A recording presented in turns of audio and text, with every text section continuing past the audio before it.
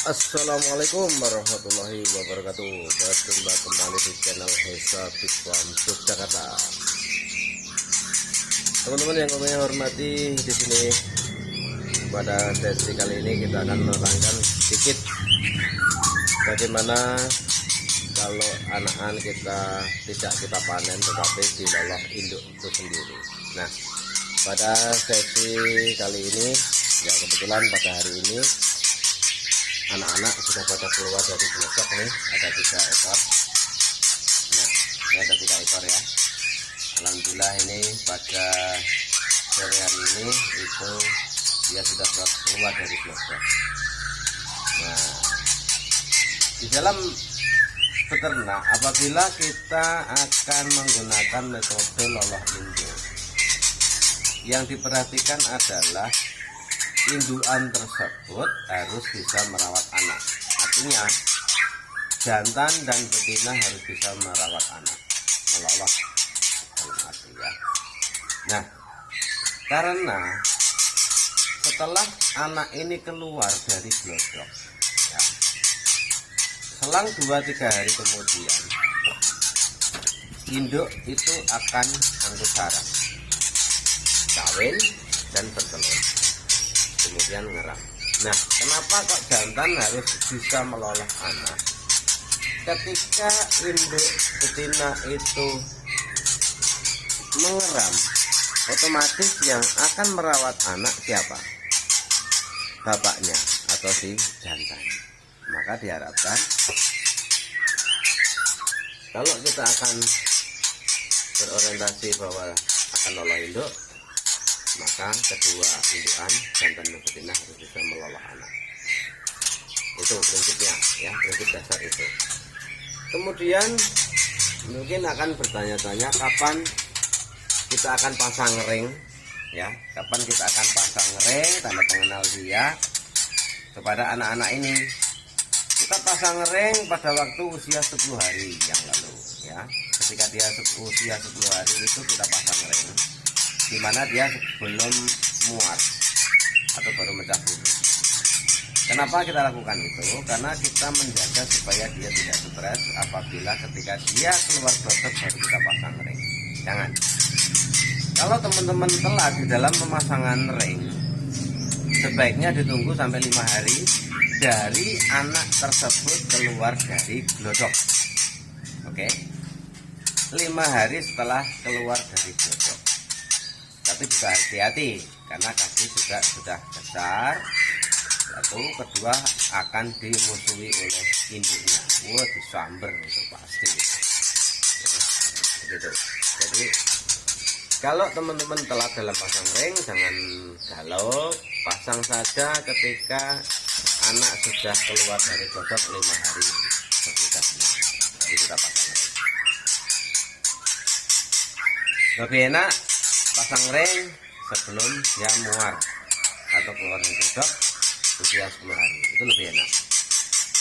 Nah, kuncinya itu tadi ya. Pertama adalah kedua indukan harus bisa meloloh anak, karena ketika induk betina sudah nelur ngeram, maka yang nyuapin anak otomatis si jantan itu ya. Kemudian bagaimana menu lolohnya? Sama seperti ketika dia sebelum nangkring atau sebelum dia muat. Loloh tetap menggunakan nutrisi, di mana dia ada nutrisi reproduksi. Salah satunya adalah mencukupi gizi dari si anak, kemudian vitamin reproduksi ya, kemudian vitamin yang lain yang hubungannya dengan kesehatan supaya anak ini selalu sehat. Gitu. Nah, kita berikan lewat makanan-makanan yang kita berikan setiap harinya. Jadi pangan atau makanan jangan sampai telat, pokoknya kudu standby. Nah, di sini kita menggunakan jangkrik ya. Nih, jangkrik selalu penuh. Oke, jangkrik selalu penuh. Ini indukan kalau kita video bingung dia, jadi berontak kayak gini, tapi tidak masalah. Ini sangat mati ya.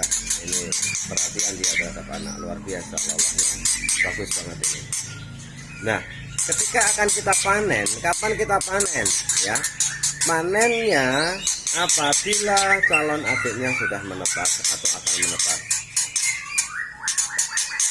Jadi juga kita pantau kapan induan akan bertelur lagi. Kita kasih tanggal, oke? Kita kasih tanggal. Sehingga itu 14 mundur, itu adiknya calon akan menetas. Jadi jangan sampai terlambat di dalam memanennya. Satu itu. Kedua, apabila anak-anak ini sudah terpantau mandiri atau bisa belajar makan sendiri dengan adanya makan jangkrik, otomatis dia belum ngebor. Nanti ngeborkannya di kandang gantung, dijadikan satu dulu ya, jangan dipisah-pisah. Misahnya nanti kalau sudah dia terpantau ngebor itu. Jadi untuk kandang besar seperti ini, kandang permanen ini, kalau kita sifatnya akan lolos induk, ya kita siapkan tangkringan pendek-pendek jaraknya ya, banyak, supaya apa, anak ini terbangnya tidak terlalu jauh ya, terbangnya antar tangkringan tidak terlalu jauh, dia bisa melompat lah begitu, dan dia tidak terlalu dekat dengan tanah ya. Itu kunci dalam proses kita melakukan lolos induk ya. Kita ulangi ya, kalau kita orientasinya tidak dipanen dengan lolos tangan, sebaiknya akan lolos induk itu syaratnya adalah indukan jantan dan betina harus bisa membantu lolos di anak-anak ini, karena ketika anak keluar dari glodok selang 2-3 hari, induk akan masuk sarang dan melakukan produksi kembali. Ketika betina ada di glodok untuk ngerami telurnya, siapa yang akan merawat anak-anak di luar? Otomatis bapaknya. Diharapkan bapak ini juga perhatian terhadap anak ya. Jadi kita menyimpulkan akan lolos induk itu apabila sampean memantau dari kedua induknya jantan dan betina ini sayang anak, artinya dia bisa melolos dari anak-anak ini, baru kita putuskan untuk lolos induk. Begitu teman-teman, oke? Ini akan memudah teman-teman untuk menganalisa nantinya, akan membuat analisa seberapa jauh Anda menyikapi, mempelajari karakter dari induk-induk yang teman-teman punya. Begitu ya. Jadi jangan gegabah dalam mengambil keputusan. Jadi dalam beternak ya harus siap dengan resiko-resiko yang ada. Sampai kebal, sampai akan kuat tentang hal ini. Harus belajar terus. Bismillah ya. Ada yang membimbing teman Anda, ada yang membimbing Anda di dalam beternak, silahkan untuk berkonsultasi. Nah, pada prinsipnya kita ulangi tadi bahwa kalau kita akan melakukan lolos induk, kedua induan harus benar-benar sayang terhadap anak. Baru kita putuskan untuk dia lolos induk. Kalau salah satunya tidak pintar, kasihan. Ya, kasihan si anak tidak ada yang merawat ketika betina ada di glodok untuk merawat.